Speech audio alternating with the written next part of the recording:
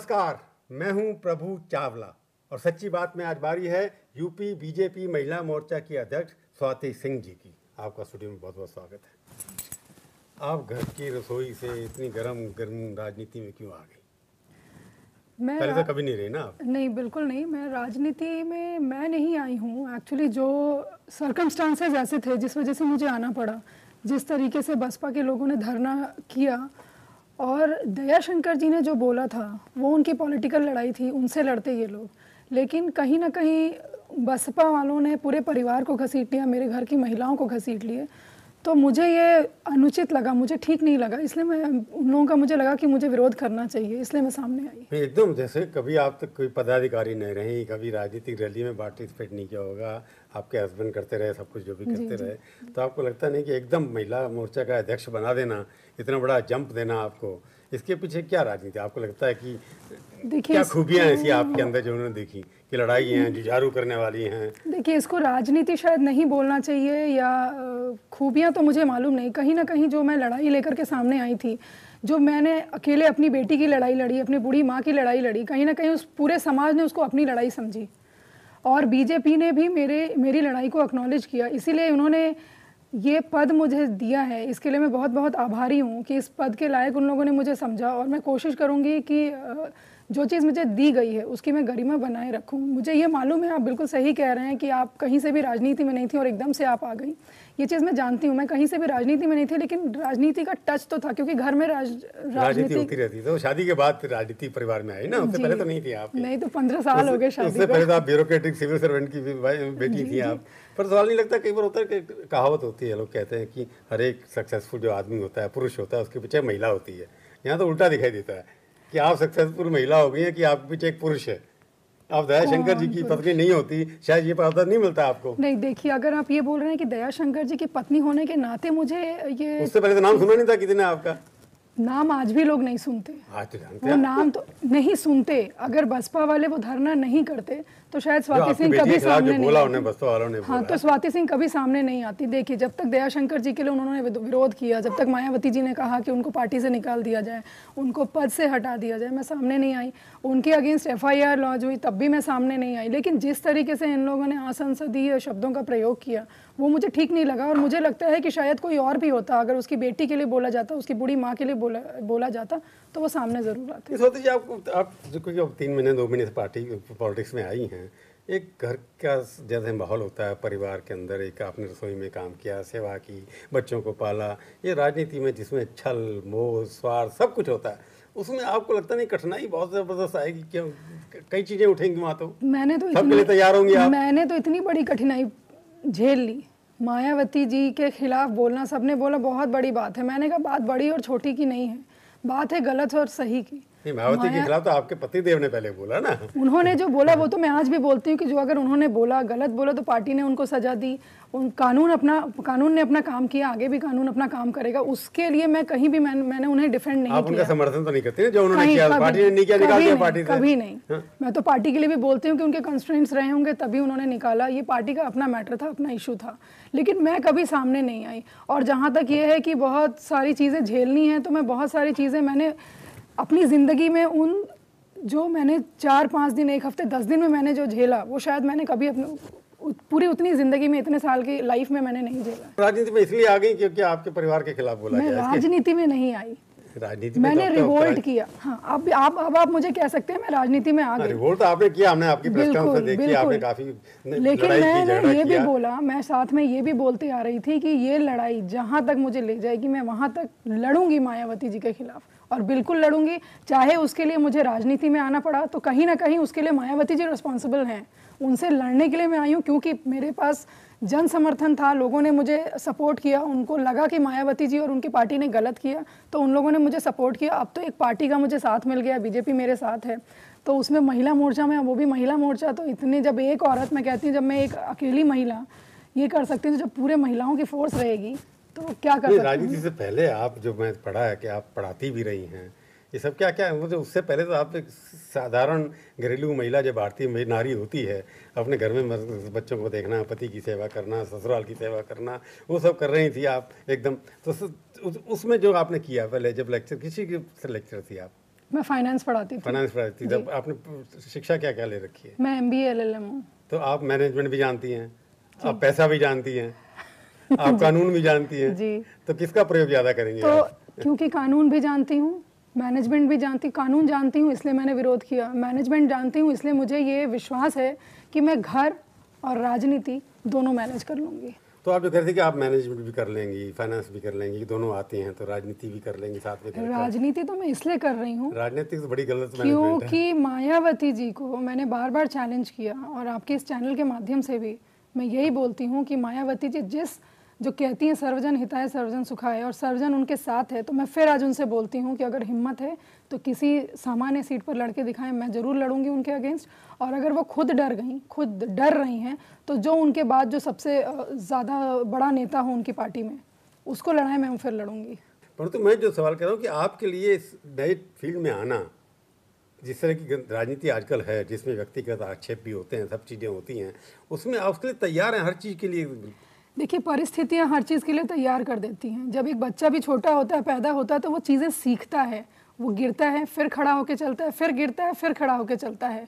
तो वही चीज़ है, मैंने इन 2 महीनों में बहुत सारी चीज़ें मैंने सीखी, बहुत सारी चीज़ें मैंने देखी और कहीं ना कहीं मैं बहुत चीज़ें समझने लगी हूँ। हाँ, ऐसा नहीं है कि 100% मैं समझने लगी हूँ, 100% चीज़ें मुझे ज्ञान हो गया। डेफिनेटली मैं आगे आगे जैसे बढ़ूंगी चीज़ें सीखूंगी। नहीं, ईर्ष्यालु लोग होते हैं पार्टी के अंदर, आपने देखा होगा। जैसे ही आपने राजनीति ज्वाइन की, आपके ऊपर व्यक्ति का आक्षेप लगना शुरू किया, आपके परिवार के कुछ लोगों ने मिलना शुरू किया, तो आपको लगता नहीं कि आगे जाकर के बड़ी मुश्किल एक राह जो ले लिया आपने, बड़ी मुश्किल होने वाली है? आपको अपने बारे में एक्सप्लेन करना पड़ेगा, अपनी राजनीति के बारे में, उसका असर बच्चों पर भी तो होगा ना? जो राजनीति, जो आप कह रहे हैं कि जो पर्सनल चीज़ों पे जो ब्लेम्स किए जा रहे थे, कहीं ना कहीं मैंने उसको बोल दिया वो बहुत 8 साल पुरानी चीज़ है। उसमें कहीं कोई आप जाके, मैंने ये भी बोला, और वो सिर्फ बसपा कर रहे हैं, बसपा और बसपा के लोग कर रहे हैं। हाँ, वही करेंगे, और कोई नहीं कर रहा, और कोई नहीं कर रहा, कोई नहीं कर रहा है। जिस चीज़ में मेरा कहीं नाम नहीं है, उसको अगर उठाया जा रहा है तो 101% वो मुझे डिफेम करने के लिए उठाया जा रहा है। तो ऐसे तो लोग बोलते ही रहेंगे। कहाँ कहाँ सिर्फ राजनीति में ये चीज़ नहीं होती है, हम जहाँ रहते हैं वहाँ अड़ोस पड़ोस में भी लोग 10 बातें बोलते हैं, तो हम हर किसी से लड़ने तो थोड़ी ना तैयार है ना? अब इस तरह की बातें कही जाएंगी आपके बारे में। ये तो जिंदगी में आदमी ये चीज़ें सीखता ही है। जब हम स्कूल में भी पढ़ते हैं तो 10 आपके फ्रेंड्स होते हैं, 10 आपके दुश्मन होते हैं। तो वो चीज़ें तो भाई ह्यूमन टेंडेंसी है, तो वो आपको पता होना चाहिए किसको क्या जवाब देना है, कब जवाब देना है। जो दयाशंकर जी लड़ाई लड़ रहे थे शब्दों की, उन्होंने कहा कि दयाशंकर जी को निकाल दो, आपके बंदूक रख दो आपके कंधे कर, तो वही विचार जो ही आप मायावती को एक गाली देने के लिए, उस तरह की भाषा बोलने के लिए, झगड़ालू बात करने के लिए मिल गई हमारे को ठकुराइन? नहीं, देखिए, अगर ये मैंने कहीं भी मायावती जी को गाली नहीं दिया। मैं बार बार ये भी उनकी पार्टी के लोग बोलते थे, तो मैंने बोला कि हम लोगों ने विरोध प्रदर्शन किया, मैंने कहा मैं भी विरोध कर रही हूँ, लेकिन मैं कहीं भी गलत शब्दों का प्रयोग नहीं कर रही। विरोध तो मेरा भी है, लेकिन पॉजिटिव वे में लेकर जा रही हूँ मैं विरोध। नहीं, आप ही को क्यों चुना इतने बड़े पोस्ट के लिए? एक पोस्ट अध्यक्ष जो है कि कहीं आप क्योंकि कहीं मेंबर नहीं थी, पार्टी के मेंबर बनी कि नहीं? अभी तक आप 4 आने के 8 आने की बन गई कि नहीं? Free of cost. Free of cost. BJP ने, देखिए, मुझे बीजेपी ने बनाया, इसका मतलब कि बीजेपी, आप बीजेपी में देख लीजिए जितनी महिलाएं हैं जो बड़ी बड़ी नेत्री हैं, चाहे वो सुषमा स्वराज हो, चाहे उमा भारती हो, चाहे वसुंधरा राजे सिंधिया हो, वो बीजेपी में है। तो कहीं ना कहीं ये लोग महिलाओं को प्रमोट करते हैं। दूसरी पार्टी में कहाँ है? कहीं है? सुषमा स्वराज जी पिछले 30 साल से पार्टी में काम कर रही हैं, मल्याम मोर्चा की अध्यक्ष। बीजेपी कब से, देखिए बीजेपी कितने साल पहले से, जब महिलाओं को कोई प्रमोट नहीं करता था तब से बीजेपी प्रमोट कर रही है, तभी तो 30 साल से वो राजनीति कर रही है और उनका इतना बड़ा चेहरा। आप जब तक दयाशंकर जी थे पॉलिटिक्स में थे, बीजेपी के साथ थे, उससे पहले कहीं आपके बयान बीजेपी के खिलाफ भी कोसते नजर आए? आपने बीजेपी के खिलाफ भी बोला होगा कहीं नहीं बोला, कहीं नहीं बोला। आप बीजेपी के विरोध में थी क्योंकि कभी नहीं बोला आप मेरे सारे रिकॉर्डिंग्स देख लीजिए, मैंने शुरू से यही बोला कि पार्टी के अपने कॉन्स्टिट्यूएंट्स होंगे इसलिए उन लोगों ने निकाला, यही मैंने बोला है। ठीक है, मुझे उस विषय में कुछ बोलना नहीं, क्योंकि मैं दयाशंकर जी के विषय में कुछ बोलना ही नहीं चाहती हूँ, क्योंकि वो उनकी अपनी अलग लड़ाई है, मेरी लड़ाई अलग है। नहीं, आप उनकी लड़ाई भी तो मायावती जी के साथ है ना, अब बीजेपी के साथ भी होगी, बीजेपी ने निकाल दिया। असली चेहरा तो आपके पीछे दयाशंकर जी है ना। दयाशंकर जी नहीं है, क्योंकि दयाशंकर चेहरा क्या है? दयाशंकर जी का चेहरा पीछे। स्वाति, मैंने बोला स्वाति का, वाकई में स्वाति का कोई चेहरा नहीं था, क्योंकि लोगों ने उस लड़ाई को एक्नॉलेज किया, बीजेपी ने उस लड़ाई को एक्नॉलेज किया। कहीं ना कहीं बीजेपी ने इस चीज़ को माना, पार्टी ने इसको माना कि हाँ ये सही लड़ाई लड़ रही है, और वो भी मेरे समर्थन में थे, इसलिए उन लोगों ने मुझे। उसके बाद बीएसपी वालों ने बोलना बंद कर दिया सब कुछ। जो बीएसपी अब वालों लड़ाई ने तो आपकी खत्म हो गई। बीएसपी वालों ने कहाँ बोलना बंद किया? बीएसपी अब देखिए आपके शुरू से परिवार के ऊपर, आपके बच्चों के क्या बारे में किया आपने नहीं। बीएसपी वालों ने, क्या किया? क्या मायावती जी ने दूसरों से तो बहुत एक्सपेक्ट करती थी, बीजेपी से उन्होंने एक्सपेक्ट किया था कि पार्टी से निकाल दिया जाए, पद से हटा दिया जाए, एफआईआर पार्टी खुद करती तो उन्हें अच्छा लगता। क्या इसमें से एक भी चीज़ मायावती जी ने की? क्या मायावती जी ने नसीमुद्दीन सिद्दीकी, रामाचल राजभर, इन लोगों को क्या उन्होंने निकाला? क्या उन्होंने पद से भी हटाया? क्या वो खुद एफआईआर, अगर आप दूसरों से जो चीज़ एक्सपेक्ट करते हैं आप वो खुद करके दिखाइए, तब आप एग्जाम्पल आपको आपका सेट किया नहीं, जाए। आपके खिलाफ जैसे बीजेपी आपके एफआईआर वगैरह जो करनी चाहिए थी, बीजेपी ने में आंदोलन दिया, स्टेटमेंटबाजी की, सब कुछ किया, पर उसके अलावा क्या किया आपके लिए? उन्होंने भी कोई क्रिमिनल केस ज़्यादा बनाए नहीं, हर जगह क्योंकि मैं ऑलरेडी एफआईआर कर चुकी थी। हाँ, मैं एक एफआईआर कर चुकी थी और मेरे ही समर्थन में बीजेपी वाले सामने आ करके, और उन लोगों ने जो बेटी के लिए जो आंदोलन किया, सिर्फ बीजेपी आई, दूसरी पार्टी तो आई नहीं। तो पर उन्होंने उस इश्यू को एक बार उठाया, उसके बाद आपको बना दिया नहीं, अध्यक्ष, बस सिर्फ एक खत्म, बार लड़ाई नहीं खत्म हो गई उठाए, मायावती से। सिर्फ एक बार नहीं उठाए, ये जगह जगह ये चीज़ें हुई हैं, सिर्फ एक बार इस इशू को नहीं उठाया गया। ये मीटिंग भी हुई जब, तो वहाँ पर भी इस मुद्दे पे बात की गई थी। तो ऐसा नहीं है कि सिर्फ एक बार ये इशू उठाया गया, पर मैं कहती हूँ अगर एक बार भी उठाया, दूसरे पार्टी वालों ने तो एक बार भी नहीं उठाया। अगर आप इस चीज़ को बोल रहे हैं कि उन्होंने सिर्फ एक बार उठाया, क्या दूसरे पार्टी के लोगों ने एक बार भी उठाया? जब दयाशंकर जी ने ये बात बोली थी, उस समय संसद में कांग्रेस की जो महिला लीडर्स थी और जो दूसरी पार्टी की जो महिला लीडर थी, सबने कहा कि बहुत गलत बोला गया। क्या मेरे 12 साल की बच्ची के लिए बोला गया तो कोई सामने आया? कोई भी महिला सामने आई? कांग्रेस पार्टी ने स्टेटमेंट दिया था तब। लेकिन जिन महिलाओं ने दयाशंकर जी के स्टेटमेंट को बोला कि बहुत गलत और बहुत गंदे गंदे शब्दों का उन्होंने भी प्रयोग किया, क्या मेरे फेवर में वो लोग सामने आई? वो भी तो एक महिला थी। मैं ये कहना चाहता हूँ कि जो अब चुनाव आ गए हैं, अगर चुनाव नहीं होता, क्या स्वाति सिंह को इतनी इंपॉर्टेंस बीजेपी देती? क्या कि एक सिंबल हैं, जो एक आप उनका शस्त्र हैं जिसको वो प्रयोग करना चाहती है मायावती जी के खिलाफ, कि जो बातें वो खुद नहीं कह सकते मायावती के खिलाफ, वो आपसे कहलवाना चाहती है, इसे स्वाति जी के खिलाफ। ये पूछूंगा एक ब्रेक के बाद आपसे। मायावती जी को एक आक्रमण करने के लिए एक महिला मिल जाए तो आपका प्रयोग किया जा रहा है सिर्फ बदला लेने के मायावती से। जो भाषा का प्रयोग आप करेंगी, इस तरह से आप करेंगी, सिंबल लगता नहीं कि आप एक्सप्लॉयटेशन जिसे कहते हैं, शोषण करना, राजनीतिक शोषण? नहीं, अभी आपने ये भी कहा था कि इलेक्शन के लिए पार्टी ने मुझे लिया। एक चीज़ मैं ये बोलना चाहती हूँ कि अगर ये इलेक्शंस नहीं होते तो मायावती जी वो धरना प्रदर्शन मायावती जी कभी नहीं करवाती।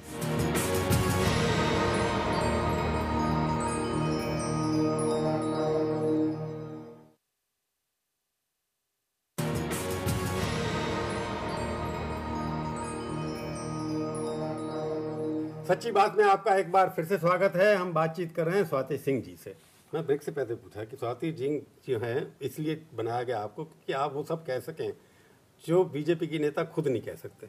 उस भाषा का प्रयोग करें, उस एग्रेशन का प्रयोग करें, आक्रमण जो होता है वो आप ही करें, बाकी तो बोलेंगे ही। तो मायावती जी को एक आक्रमण करने के लिए एक महिला मिल जाए तो आपका प्रयोग किया जा रहा है सिर्फ बदला लेने के मायावती से। जो भाषा का प्रयोग आप करेंगी, जिस तरह से आप करेंगी, सिंबल लगता नहीं कि आप एक्सप्लॉयटेशन जिसे कहते हैं, शोषण करना, राजनीतिक शोषण? नहीं, अभी आपने ये भी कहा था कि इलेक्शन के लिए पार्टी ने मुझे लिया। एक चीज़ मैं ये बोलना चाहती हूँ कि अगर ये इलेक्शंस नहीं होते तो मायावती जी वो धरना प्रदर्शन मायावती जी कभी नहीं करवाती।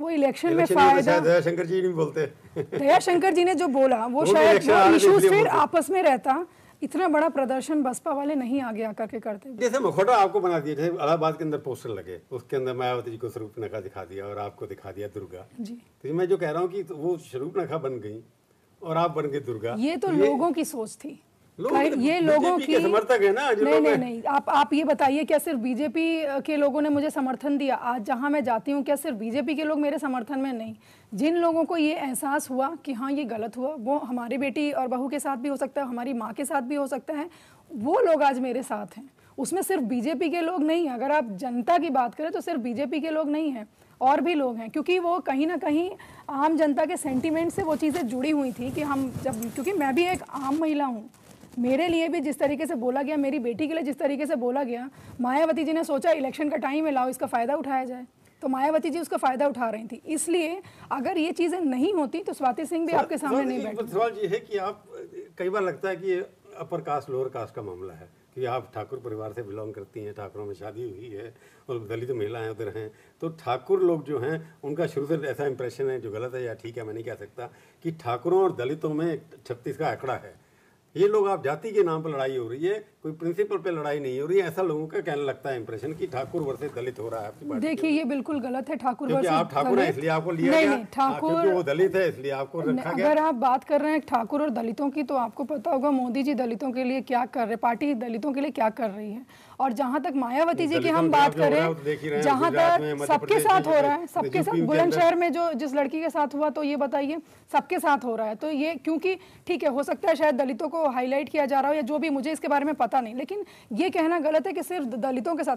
अगर आप बोल रहे हैं दलितों के साथ गलत हो रहा है, तो आपने अभी बताया कि मैं ठाकुर हूँ, तो मेरे साथ क्यों गलत हुआ? मैंने नहीं बताया है कि नहीं आप? नहीं हूँ मैं ठाकुर हूँ, मेरे साथ गलत हुआ, तो मैं ये मत बोलिए कि सिर्फ दलितों के साथ गलत हुआ। और वहाँ चौराहे पे, जिस चौराहे पे धरना प्रदर्शन मना है, वहाँ पर ये लोग आए सामने, और बसपा वाले सिर्फ और सिर्फ मायावती जी के लिए धरना प्रदर्शन करते हैं। इससे पहले जब उनकी मूर्ति टूटी थी तब वो धरने के लिए आए थे, उसके बाद बुलंदशहर में जो कांड हुआ उसके बाद वो धरने पे आए उस लड़की के लिए नहीं। जहाँ तक आप दलित की बात कर रहे हैं, मायावती जी कितना दलितों को प्रमोट करती हैं, ये तो सोचने की बात है कि उनकी पार्टी में अगर आप देखिए तो वो सिर्फ दलितों को क्यों नहीं टिकट देती हैं? अगर इतने ही दलित प्रमोटर हैं तो सिर्फ और सिर्फ दलितों को टिकट दें।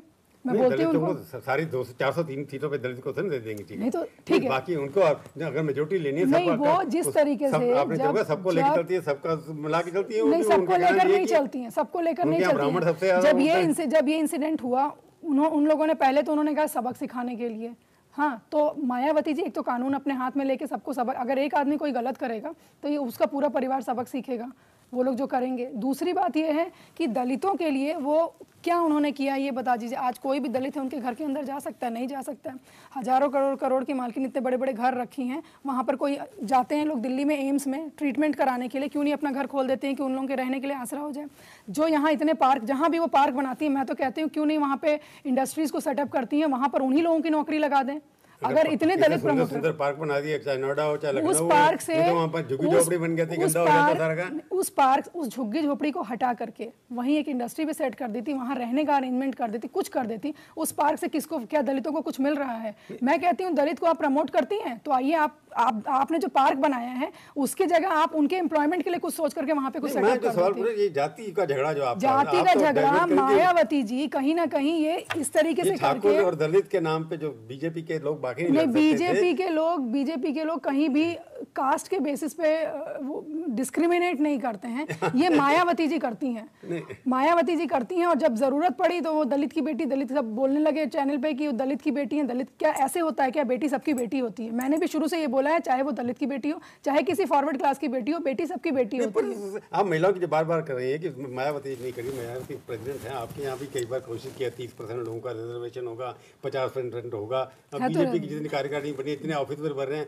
30% क्या 10% भी ऑफिस बेरर नहीं है बीजेपी के यूपी में है महिलाएं। हाँ 10% भी नहीं है, है क्या? नहीं देखिए ऐसा है कि बीजेपी में है वो रिजर्वेशन, बीजेपी में रिजर्वेशन है वो, और वो महिलाओं को प्रमोट भी करते हैं। और अभी जहाँ तक आप बात कर रहे हैं कि महिलाओं को प्रमोशन की बात कर रहे हैं, तो उन्होंने मुझे प्रमोट किया। आपने बोला ना कि आप कहीं कुछ नहीं थी, महिला मोर्चा के अध्यक्ष, कहीं कुछ नहीं थी, पर फिर भी उन्होंने मुझे बनाया। तो महिला किसी को बना था, इसलिए मैं कह रहा हूँ आप ठाकुर हैं, क्योंकि आप इसलिए मेरी इस लड़ाई को लड़ने के लिए उन लोगों ने मुझे एक प्लेटफॉर्म दिया है, और इसके लिए मैं बहुत थैंकफुल हूँ। लड़ाई मैं जो कह रहा हूँ कि आप महिलाओं के लिए बात कर रही हैं कि आपको जिसने कभी राजनीति नहीं की उसको इतने बड़ा पोस्ट दे दिया उन्हें महिला मोर्चा की, आप उस कार्यकारिणी की सदस्य बन जाएंगी, वहाँ पर पार्लियामेंट्री बोर्ड की स्पेशल इन्वाइटी होंगी, सब चीजें होंगी वहाँ पर। इतनी मैंने राजनीति नहीं की, लेकिन आपने भी शुरू में कहा था कि आप घर के रसोई से निकली और आपने इतनी बड़ी लड़ाई लड़ ली।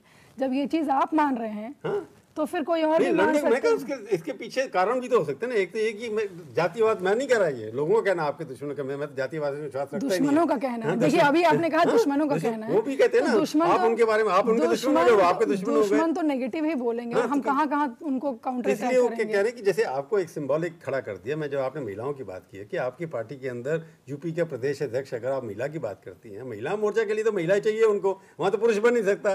तो भारतीय जनता पार्टी यूपी के अध्यक्ष क्यों नहीं बना देते थे? आपको महिला को किसी को तक नहीं बनाया। भारतीय जनता पार्टी में पूरा समीकरण देखा जाता है, कास्ट समीकरण देखा जाता है। हाँ, हर चीज देखा जाता है। बिल्कुल ऐसा नहीं है कि सिर्फ फॉरवर्ड को ही बना दिया जाता है। आप उस पार्टी में देख लीजिए वो समीकरण के हिसाब से कि किसको कहाँ, ऐसा नहीं है कि सिर्फ ठाकुरों को ही प्रमोट कर रहे हैं या ब्राह्मणों को ही प्रमोट कर रहे हैं।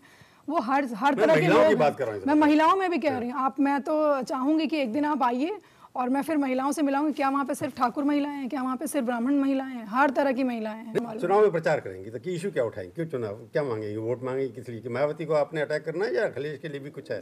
जिस सपा सरकार में मैं 2 एफआईआर को अगर कंपेयर करती हूँ, एक एफआईआर दयाशंकर जी के खिलाफ हुआ, एक एफआईआर मैंने लिखवाई नसीमुद्दीन सिद्दीकी जी और लोगों के खिलाफ। एक एफआईआर में इन लोगों ने बहुत तत्परता दिखाई, दयाशंकर जी को ऐसे गिरफ्तार किया जैसे लग रहा था कोई बहुत बड़ा माफिया पकड़ा अंडरग्राउंड हो गया था इसलिए। ठीक है, तो क्योंकि वहाँ पे शायद, यहाँ तो अंडरग्राउंड होने की ज़रूरत ही नहीं है, सरकार उन लोगों को सह दी हुई है, नसीमुद्दीन सिद्दीकी जी की और सिक्योरिटी बढ़ा दी गई, वो और ज़्यादा सिक्योरिटी लेकर के घूम रहे हैं। राम अचल राजभर जी घूम करके रैलियाँ कर रहे हैं, पॉक्सो लगा है। अगर पॉक्सो लगाने के बाद भी इतना लीनियंट रहना है तो पॉक्सो होना ही नहीं चाहिए। अरेस्ट नहीं किया, कुछ नहीं किए। इवन मैंने सीजीएम कोर्ट में रिट भी डाला था, तो वहाँ पर इन लोगों ने ये, पुलिस प्रशासन ने ये लिख कर दिया, हम नोटिस इशू कर रहे हैं। ये लोग ये नोटिस कितने दिन में नोटिस इशू करेंगे? और जब दयाशंकर जी की गिरफ्तारी हुई तो हमें नोटिस भी इशू नहीं किया गया था और गिरफ्तारी हो गई, प्रॉपर प्रोसीजर के थ्रू उनको नहीं गिरफ्तारी किया गया। वो तो आपका, वो तो मैं जो कह रहा हूं, तो मैं स्वाति सिंह जब कैंपेन करेंगी तो टारगेट तो मायावती, जो आप कह रही हैं कि मेरा तो मायावती बसपा, मायावती जो बसपा, सिर्फ इसलिए नहीं कि वो मेरी अपनी लड़ाई है, सिर्फ महिलाओं की लड़ाई, महिलाओं की लड़ाई मान लेता हूं, महिलाओं की लड़ाई है।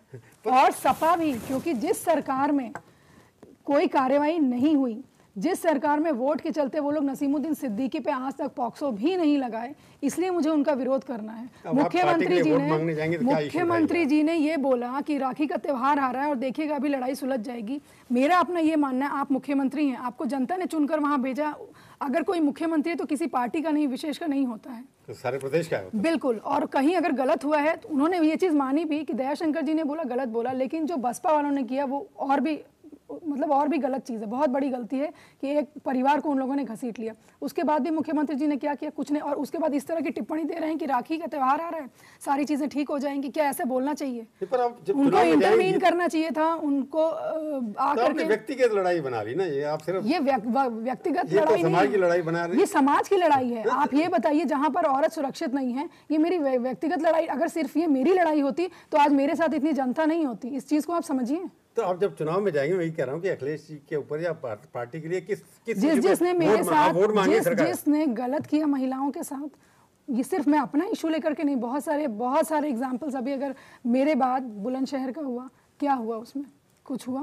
कुछ नहीं हुआ। बहुत सारे इश्यूज हैं और सिर्फ महिलाओं के नहीं, और भी इश्यूज देखिए। तो उसमें सपा सरकार क्या कर रही है? कुछ नहीं कर रही है। तो मैं वाकई में, क्योंकि लोगों में एक अवेयरनेस लानी है। तो स्वाति सिंह, महिलाओं के खिलाफ जो अत्याचार हो रहे हैं उसके लिए मैं अवेयरनेस, जब अवेयरनेस आ जाएगी, जब लोग अवेयर हो जाएंगे तो डेफिनेटली वो सही और गलत का फर्क करके वोट डालेंगे। नहीं तो आपकी पार्टी को वोट देंगे लोग? बिल्कुल देंगे। क्यों देंगे? अभी तो आप कह रहे थे कि बताइए आपको, जब मुझे वो लोग प्रमोट कर रहे, इसलिए देंगे क्योंकि कहीं ना कहीं वो स्वाति सिंह को महिला नहीं, इसलिए देंगे क्योंकि लोग जान गए हैं कि भाजपा में ही महिलाएं सुरक्षित हैं, ना सपा में सुरक्षित है, ना बसपा में सुरक्षित है। और कांग्रेस तो अब लड़ाई से बाहर ही हो गई है। सारे कंट्री में रेप सबसे ज्यादा कहाँ होते हैं पता है आपको? मध्य प्रदेश में number 1, number 2 west Bengal, number 3 Uttar Pradesh. अच्छा, आपको शायद पता नहीं होगा, इसलिए मैं बता रहा हूँ। तो जहाँ महिला का जो है ये सारे प्रदेशों में हो रहा है। मैं तो यूपी की बात कर रही हूँ ना, मैं तो यूपी की बात, नंबर 3 है, बाकी स्टेट जो है ना बीजेपी है। अभी बीजेपी की सरकार यहाँ नहीं है, तो मैं यूपी की बात कर रही हूँ। बाकी आप जब वोट बीजेपी के लिए वोट मांगने जाएंगी तो आपको जो बनाया अध्यक्ष, कुछ समझ के आपके ऊपर विश्वास किया इतना कि महिला मोर्चा कहते हैं, तो आप इशू जब उठाएंगी तो कुछ ना कुछ, एक तो है कि महिलाओं के ऊपर अत्याचार और उनकी सेफ्टी की लड़ाई करेंगी, बाकी चीजें क्यों उठाएंगी? क्यों वोट मांगेंगे आप जाएंगे? क्योंकि औरतों को बाहर आना चाहिए। खाली औरतों का इशू है आपका? सारे इश्यूज है, मैंने आपको बोला ना, सिर्फ औरतों के इश्यूज नहीं, जो भी गलत हो रहा है उसके लिए मैं बात उठाऊंगी इस चीज को। महिला मोर्चा में होने का मतलब ये नहीं कि सिर्फ महिला इश्यूज को लेकर चलूंगी, हाँ, लेकिन वो प्रायोरिटी पे मेरे रहेगा। क्योंकि इंडिया में क्या है, महिलाएं निकल के बाहर नहीं आती हैं, वोट वही डालेंगी जो उनके, अगर हस्बैंड बोलेंगे कि ठीक है, मोस्टली ऐसा होता है कि आप इसको वोट दो, तो कहीं ना कहीं वो इन चीज़ों को जानती नहीं है, या शायद विरोध करना नहीं आता कि नहीं हमारी इच्छा ये है तो हम इसमें देंगे। तो वो अवेयरनेस लानी है। औरतें हमारे यहाँ पिछड़ी हुई हैं। पर ये नहीं लगता आपको, आखिरी सवाल मैं पूछने जा रहा हूँ, आपको लगता नहीं कहीं ना कहीं जब आप महिलाओं की बात करेंगी, लोग कहेंगे ये तो पत्नी उस व्यक्ति की है जिसने महिलाओं के ऊपर सबसे ज़्यादा गंदे भाषण दिए, तो उसको वोट क्यों दें हम? मैं अगर पति पत्नी भी हैं तो पति की सोच और पत्नी की सोच में अंतर होता है। और जहाँ तक आप मैं तो ये इन चीज़ों को मैं बोलती नहीं हूँ। जहाँ तक आप दयाशंकर जी की बात बोल रहे हैं, जो मैंने सुना, तो राजनीति, उनके विचारधारा राजनीति आपसे मिलती नहीं है, देखिए कोई किसी भी दो आदमी की विचारधारा एक जैसे हो ही नहीं सकते हैं। अगर ऐसे भगवान ने सबको अलग अलग बनाया है, दो लोग एक जैसे नुकसान भी तो हो सकता है, उसके लिए तैयार है कि ये दयाशंकर जी की पत्नी है। नुकसान नहीं, देखिए दयाशंकर जी ने जो बोला वो उनकी अपनी अलग चीज थी, लोगों का उसमें समर्थन रहा नहीं रहा वो अलग चीज है। अब चुनाव लड़ेंगे मेरे लिए मैंने बोला तो मायावती जी खड़ी हो जाए, जनरल सीट से लड़ेंगे तो ना लड़े, किसी और को जो उनके दूसरा जो उनको लगता हो कि सबसे ज्यादा स्ट्रांग मेरा कैंडिडेट है मेरे बाद, उसको खड़ा कर दे, मैं उनके अगेंस्ट फिर लड़ूंगी। चुनाव लड़ेंगी आप? टिकट मांगेंगे वहां से? अगर ऐसे मायावती जी खड़ा करेंगे किसी को तो डेफिनेटली मैं नेता तो खड़े होंगे चुनाव ना कहीं ना कहीं, अगर नसीमुद्दीन सिद्दीकी भी खड़े होंगे तो मैं जरूर खड़ी होंगी। लेकिन जहां तक मेरा भी मायावती जी का है कि अगर मायावती जी खड़ी होंगी या उसके बाद उनका कोई जो उनको लगता है नसीमुद्दीन सिद्दीकी जो है वो तो जनरल सीट से लड़ते हैं, तो मैं खड़ी होंगी, उनके खिलाफ खड़ी होंगी। बिल्कुल। पार्टी देखिए, पार्टी जो बोलेगी वो मुझे मान्य है, लेकिन जहां तक मायावती जी के खिलाफ इलेक्शन लड़ने की बात है या नसीमुद्दीन सिद्दीकी के खिलाफ लड़ने की बात है तो मैं बिल्कुल लड़ूंगी। तो आपने हरा के बदला लेना है उनको, उनकी राजनीतिक विचारधारा को हरा के बदला लेना है? कि बदला नहीं होता है, ये होता है कि जो उन लोगों को आज तक पाठ भी पढ़ाना नहीं, उन लोगों को आज तक एहसास ही नहीं है, क्योंकि आज तक कहीं किसी भी प्लेटफॉर्म पे आके उन लोगों ने ये नहीं कहा कि हाँ हमसे गलती हो गई। कहीं ना कहीं उस चीज़ को वो जस्टिफाई कर रहे हैं। तो मैं ये बताना चाहती हूँ कि लोग आपके साथ नहीं हैं, लोग एक आम महिला के साथ हैं, लोग एक आम महिला के साथ है जिसने अपनी लड़ाई शुरू की थी, जिसको वो मेरी लड़ाई थी, लेकिन धीरे धीरे पूरे समाज की लड़ाई बन गई, तो पूरे प्रदेश पूरे देश की लड़ाई बन गई और सबने विरोध प्रदर्शन किया। नहीं, तो ठीक है, आप उसको रिप्रेजेंट कर, जो गुस्सा प्रदेश में आप लगता है महिलाओं के जो साथ हो रहा है, जो हुआ, जो मायावती की पार्टी जी ने किया, बाकी उसकी आप एक सिंबल है, उसके आप नेता बन गई हैं कि ये स्वाति सिंह हम लोगों का झंडा लेकर के आगे बढ़ी है तो हम जनता आपका साथ देगी, ऐसा आपको विश्वास है? सिंबल की बात नहीं है, लेकिन हाँ ये जरूर है नेता तो होता है ना। नहीं, नेता देखिए, आज मैं शायद 10 दिन से मैं पार्टी में हूँ, 10 दिन हुए हैं मुझे, उसके पहले तो मैं किसी पार्टी की नहीं थी। प्रदेश की नेता बन गई 10 दिन के अंदर? नहीं, तो आप नेता से क्यों उसको, अगर मैं 10 दिन, ठीक है मैंने एक पार्टी ज्वाइन की तब आप मुझे एक पॉलिटिशियन बोल सकते हैं, लेकिन उससे पहले आप नेता से क्यों कंपेयर कर रहे हैं? पहले भी दिखाया लोगों ने आपको। नहीं, तो मैं नेतागिरी नहीं कर रही थी, जहाँ लोगों ने आने के बाद फिर सवाल उठते हैं ना हर चीज के। तो मैं बोल तो रही हूँ 10 दिन से मैं पॉलिटिक्स में हूँ, तो आप मुझे पॉलिटिशियन कंसीडर कर सकते हैं, लेकिन इसके पहले ये जरूरी नहीं है कि एक नेता का ही चेहरा सामने रखा जाए गलत और सही के लिए, वो चेहरा कोई भी हो सकता है। तो आपकी लड़ाई जारी है? मतलब बिल्कुल जारी रहेगी। हमारी शुभकामनाएं आपके साथ है, कितनी सक्सेसफुल हुए हम देखेंगे। आप हमारे स्टूडियो में आए, बहुत बहुत धन्यवाद।